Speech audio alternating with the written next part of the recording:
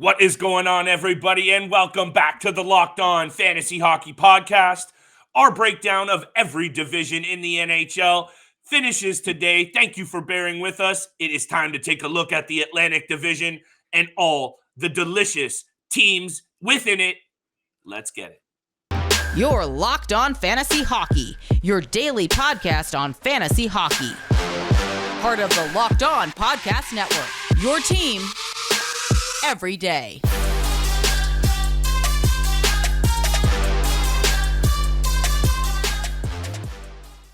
What is going on, everybody? And thank you so much for being here for Tuesday's episode of the Locked On Fantasy Hockey Podcast with Steele and Flip. And thank you for making us your first listen every single day. And to say that Steele and I see you out there, we appreciate all the love and support. We say it every episode, and we really mean it. That subscribe button is on fire out there right now. So much love to everyone out there sliding into the DMs, hamming the subscribe button. Twitter messages are on fire.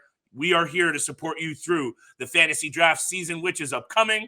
And on today's episode, my friends, we are completing our analysis of every division in the NHL. It's the Atlantic Division on tap for today. Preview, predictions, rankings, 8 through 1, and of course, fantasy highlights and analysis that you need to know. Fantasy draft season is here, Steele. Basically, our content is ratcheting back up for September. We're going to be back up to 5 episodes, people. But for today's episode, let's kick it right off, Steele. This Atlantic Division is delicious. I said it off the top. There is a lot to enjoy here from a fantasy and hockey appetite standpoint. But where are these rankings going to break down? Because this was a tough one for me. I would say the hardest. Ranking 8 through 1. Let's hear it from you, my friend. Who is in the 8th spot in the Atlantic this coming season?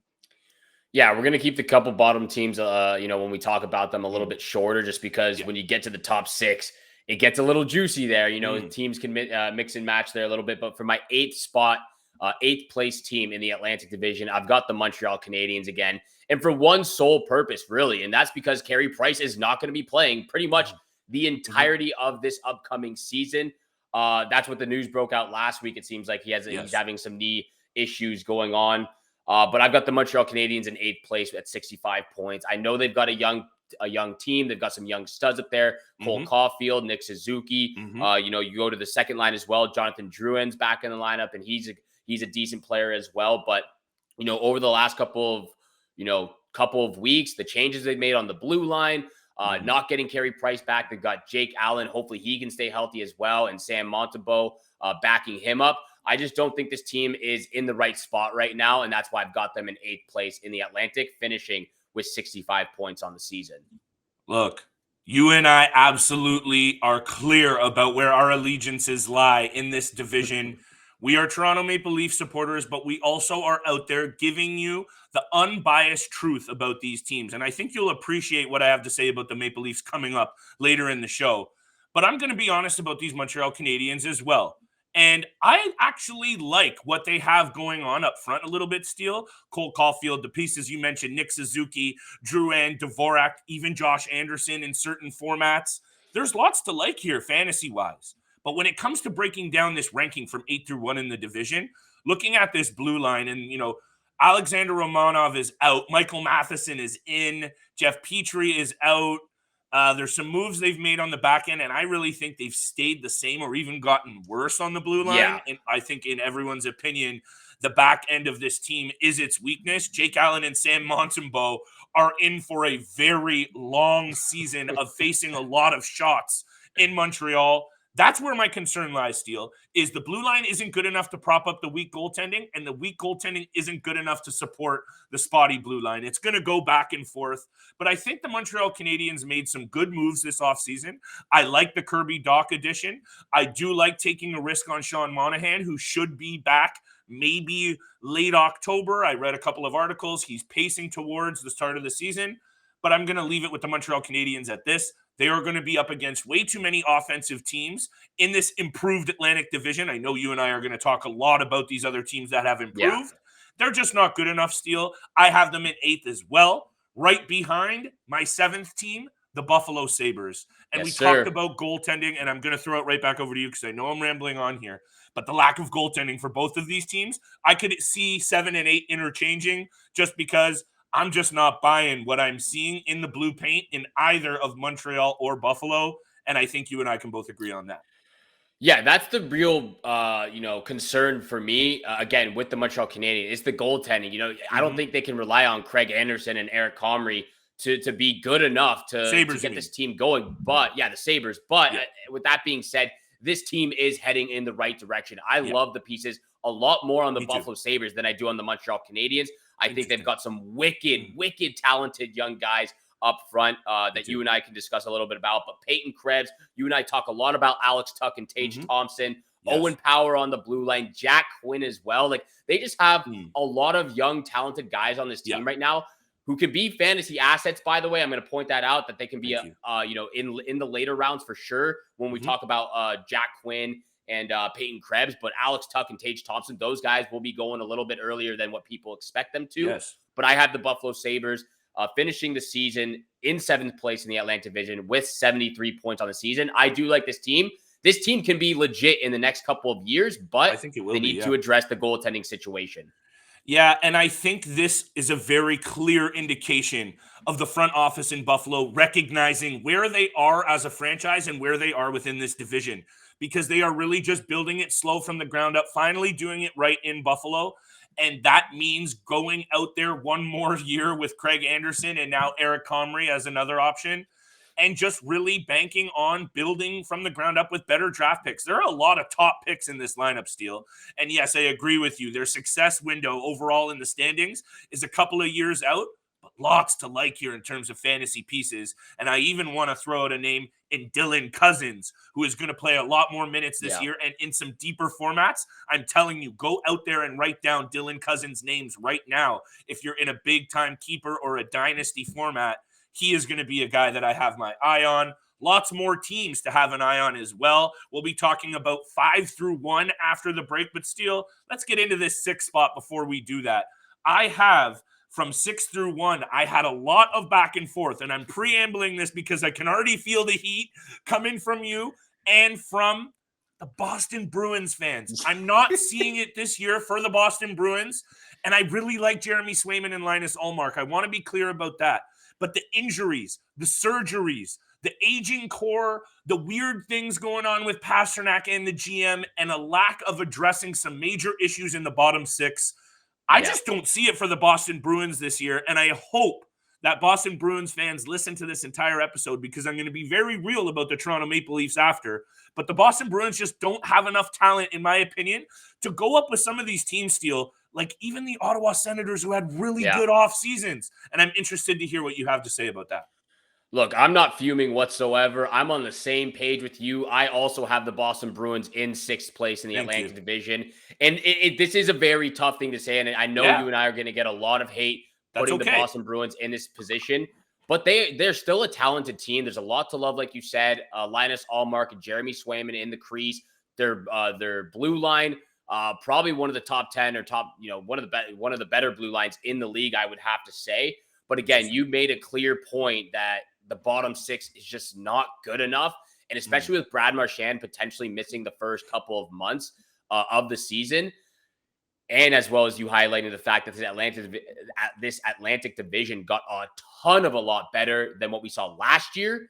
I just don't see them putting up 107 points again. I have them finishing in 6th place with 87 points on the season. I know that's a big drop off from last year, but this division and the league in general has just gotten a whole lot better. And I have the Boston Bruins in 6th place. And I think there's also something to be said, Steele, about the amount of games played within this division when you're looking at the schedule upcoming. And, I'll actually say something to your point about the blue line, because I also think the blue line has seen better days in Boston as well. I really do think this is their last kick at the can with this core, and I just don't see it. It's going to be one of those takes, though, that I know there's fans out there ready to hold us over the coals for this one, but that's okay. And there's definitely still some fantasy value in those pieces, most definitely in the crease. I really like Jeremy Swayman. When you're looking at goals against overall in the division last year, the Bruins were the toast of the division, allowing only 220 goals against overall. So that is their strength. Kudos to you for highlighting a blue line that is underrated as well. Lots more hot takes upcoming on today's episode, including the rankings 5 through 1 in this spicy Atlantic division. A lot more fantasy takes as well. But an important take for everyone out there on the roads you need to hear about. If you're hanging out with some friends, putting back a few drinks like we all like to do, a few can become too many. As the evening comes to an end and people start to head home, you might think about calling for a ride. Oh, no, wait, you think you can drive because you live nearby. Why don't you think again? What are your odds that you get pulled over? Even so, what is the worst that could happen? Your insurance could go up, you lose your license. How about you could kill somebody? Everyone knows the risk of driving drunk, and the results are tragic and often deadly. However, that doesn't stop everyone from getting behind the wheel while under the influence. That's why police officers are out there right now patrolling the roads looking for impaired drivers to save lives. So, if you think you are good to drive after a few drinks, please think again, play it safe, plan ahead, and get a ride. It only takes one mistake to change your life or someone else's forever. Drive sober or get pulled over, and stay safe out there. Just want to make sure everyone's safe out there. And thank you so much for tuning into the Locked On Fantasy Hockey Podcast, making it your first listen every single day. Don't forget, we are free and available on all podcast platforms, which also includes YouTube. So make sure you're hitting the subscribe and the follow button. Flip and I appreciate all the love and all the support out there. So thank you so much.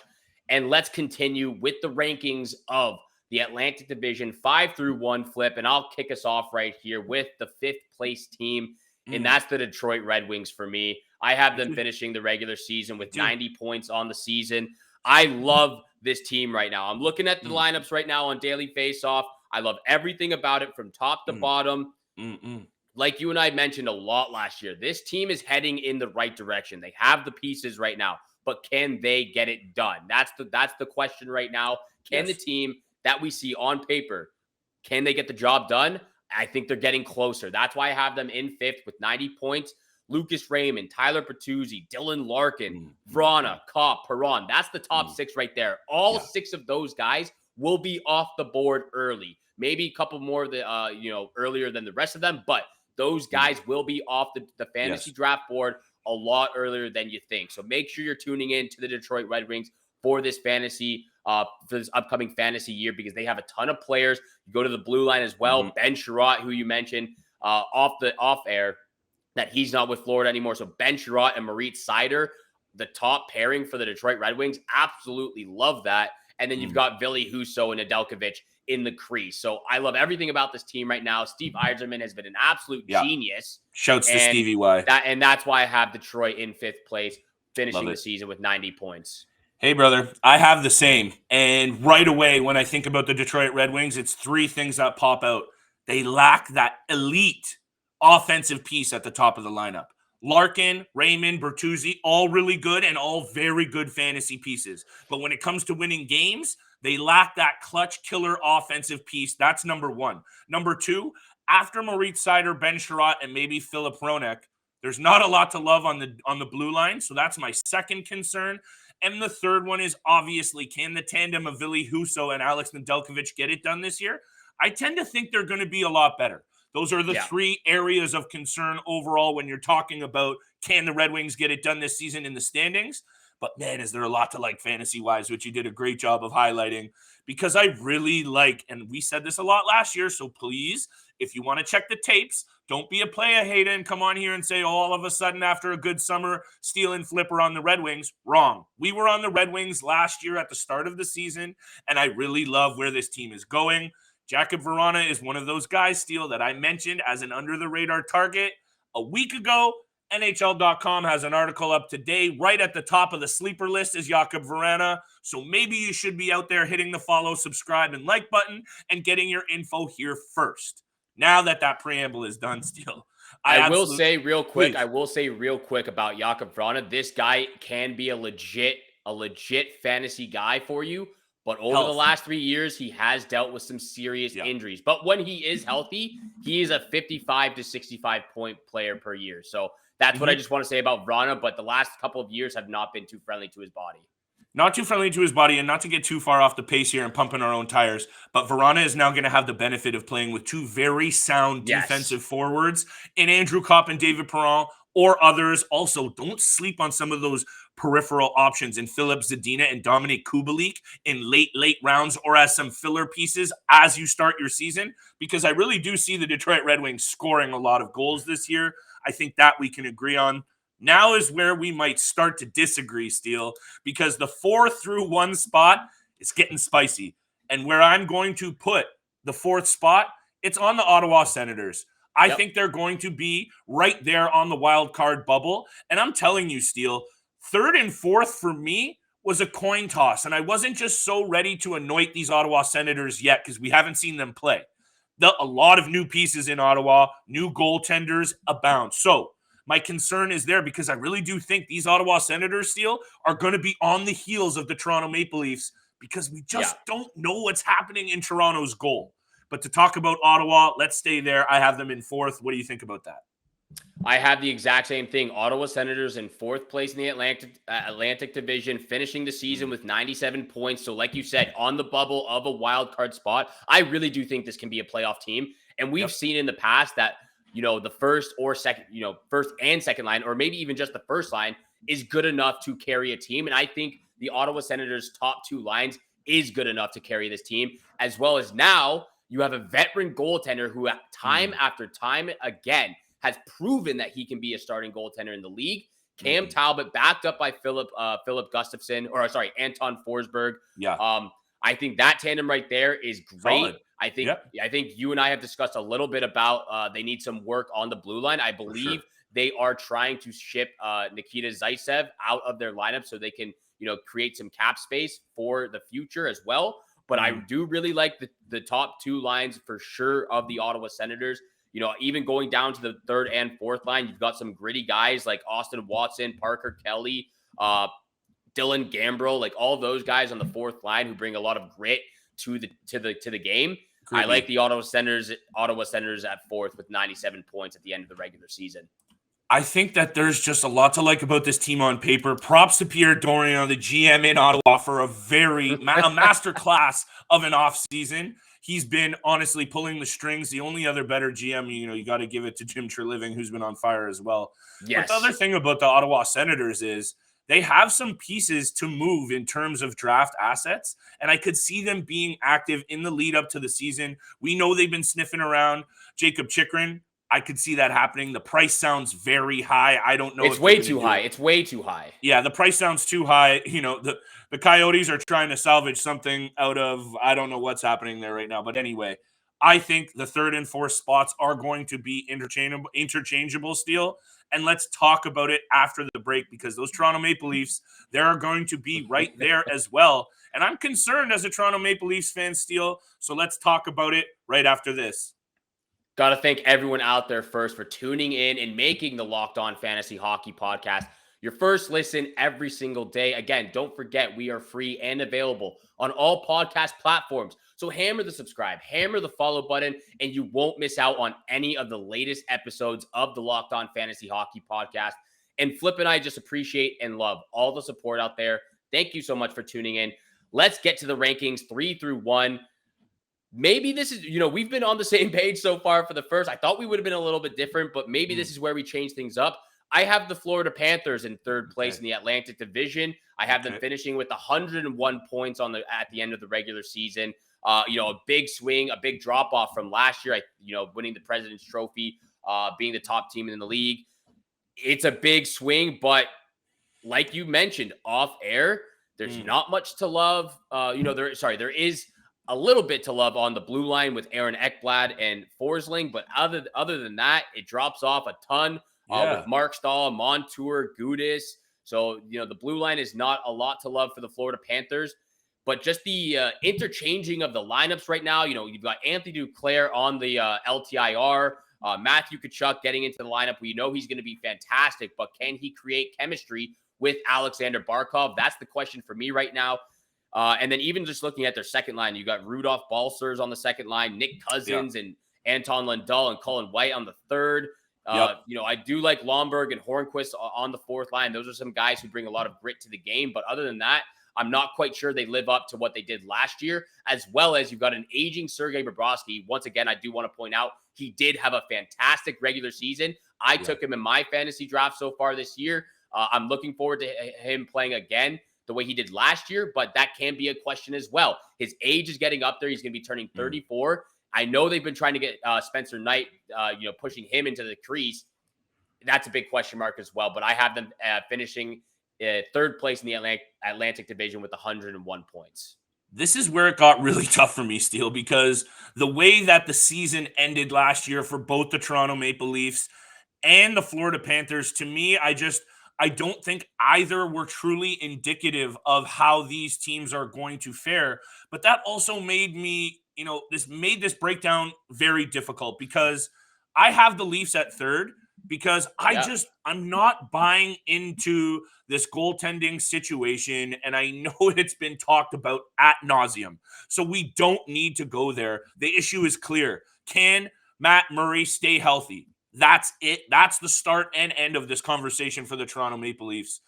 I think the Toronto Maple Leafs' strength, believe it or not, is actually their blue line this year. Yes. I think it's the best four that they've had in a while. Jake Muzzin has injury issues, I know. Mark Giordano, TJ Brody, and Morgan Riley are a very astute top three.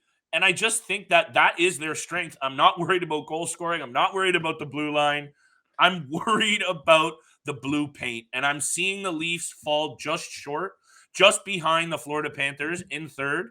But I think these Florida Panthers, I love the Tampa Bay Lightning team so much. And I think that the way things ended last season, all the comments from Steven Stamkos and otherwise, and we can get there in a second, I think this Tampa Bay Lightning team still has more than enough pieces and more than enough in the tank as an elite team. And I think you'll see a very motivated one. And obviously I'm tipping my hand here, but this is the Tampa Bay Lightning's division to lose. I think that's clear. We can agree on that. I know you and I are differing on our third and second slots here, but we can agree that the Tampa Bay Lightning are the toast of this division, and just so much to like fantasy-wise as well. This is where it does get, this is where you can change them out. The second and first place teams in the Atlantic Division. I don't think the Toronto Maple Leafs finish in third. Obviously the tandem and the crease is the big question mark, but I think over the last couple of years, we've seen the Leafs get better and better in their own zone. There's obviously those couple of games where they break down and everything just goes wrong, but every team has that. I don't think they are a third place team. I actually have them in first. But this is where you can change them out. I have the Tampa Bay Lightning in second place in the Atlantic Division, finishing the regular season. So late, hold on. I missed that, I think. You got Leafers in first? I have the Leafs in fourth. Oh, my first, goodness. This is where you can change it. This is where you can change them out. Yeah, I might get, I'm going to get a lot of heat for having the Leafs in first and Bruins in sixth. So this is what's going to happen. But I have the Tampa Bay Lightning finishing the division in second place. I believe they are the oldest team in the league right now, maybe alongside the Pittsburgh Penguins. Like you said, this is a team that has been in the finals the last 3 years. That's a lot of hockey over that much time. So I'm not sure if they have enough gas in the tank. I don't know if they have that much. So this is still a great team. I think there's a lot of concern with that top line because all of those guys just seem to get injured all the time now, or especially Nikita Kucherov and Braden Point over the last 2 years. I know Stamkos he played 80 or 81 games this last year. Absolutely fantastic. But there are some concerns with those guys who have dealt with injuries the last 3 years. And that's a lot of hockey they've played. So again, look, they have the second best goalie in the league with Andrei Vasillevskiy. Might get some hate for that too, but Igor Shesterkin is the number one in my heart and in my opinion. Yeah, but that's just my opinion. That take is a lot less bold than Leafs in first. I think you're good there, brother. Okay. I've got the Tampa Bay Lightning finishing second place in the Atlantic with 104 points. But again, you can change them out. Hey, I'm here for this spicy take because I think the main thing we can say about this Atlantic Division, and this is the end of the breakdowns of all the divisions in the NHL, is the Atlantic Division is an improved one. And I think that just really has on tap a season that is going to be a really exciting one. And I mentioned the Battle of Alberta is going to be defense versus offense. I'm excited just as much to see the Battle of Ontario. I really do think the Sens are going to be giving the Toronto Maple Leafs a run for their money this year, Steele. Oh, they always do, though. They always, even when they were a bad team. And now they're a really good team, at least they on are paper. A good team now. So let's see what happens. But look, the main thing to take away from this whole thing, and maybe you can see it just in the differential of where we have them ranked, is the quality of this Atlantic Division. So I think the Tampa Bay Lightning are going to be right there. The Florida Panthers are going to be right there. And I really do think the Ottawa Senators have done enough in the offseason. Can they make another addition to the blue line? That might be what they need to really go toe-to-toe with these elite teams in the Atlantic Division. But the other thing, Steele, and I'll leave our listeners with this, we are right there on the cusp of fantasy draft season. I already have had another couple go in the calendar for my draft, Steele. I am beyond fired up for the content that we have. We are going to be having guests. We are having breakdowns, analysis, rankings, X factors, mock drafts, and more. So when we say hammer that subscribe button, we mean it, because you are going to be fed everything that you guys need to master your drafts upcoming. So stay tuned. Yeah, there's a ton of content coming out for the future in the upcoming weeks. Hockey season is right around the corner. Fantasy drafts are right around the corner. A lot to talk about. I'll cap it off with this. Again, I have the Toronto Maple Leafs in first place. The question mark, obviously, were the two goalies in the crease, Samsonov and Matt Murray. But like I said, I think the Leafs are good up front and on the blue line enough over the last couple of years that they can really bail out Matt Murray and Samsonov if things get a little tough, because we've seen over those, over the last couple of years or last seasons where they've been in some high scoring games and the offense has dug them out of that hole. So I think they have those guys up front and on the blue line that can really support Matt Murray and Samsonov. That's why I have them in first place, finishing the season with 105 points. But again, those two teams, the Leafs and the Lightning, can interchange. It could finish the other way, but that's what I just have on my list. I like that you're copping out a little bit. I appreciate that, because my whole preamble about us agreeing on the Tampa Bay Lightning being the toast of this division obviously went out the window. Let us know what you think about Steele's bold takes in the comments. Keep us honest here, people, because at the end of it all, this Atlantic Division is going to be a very exciting one to watch and keep your eye on from a fantasy standpoint, because it's loaded with killers. Like I said about the Metro as well, I feel that the East really does have that power. Over the past couple of seasons, it's shifted that way. It continues to shift that way. And I think we will see an exciting season on tap. That is for sure. I'm so excited for this upcoming season. Right before we head off, though, Flip, what is the one team in the Atlantic Division that you're looking for fantasy-wise?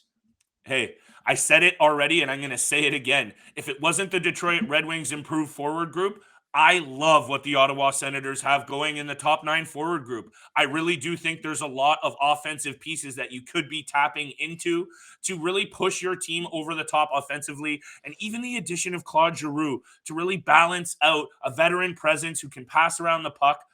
For me, it's the Ottawa Senators, man. And I don't know what you think about that, but I really do think the DeBrincat and Giroux additions. I love me some Josh Norris. I talked a lot about him last season. Yes, Frank Batherson.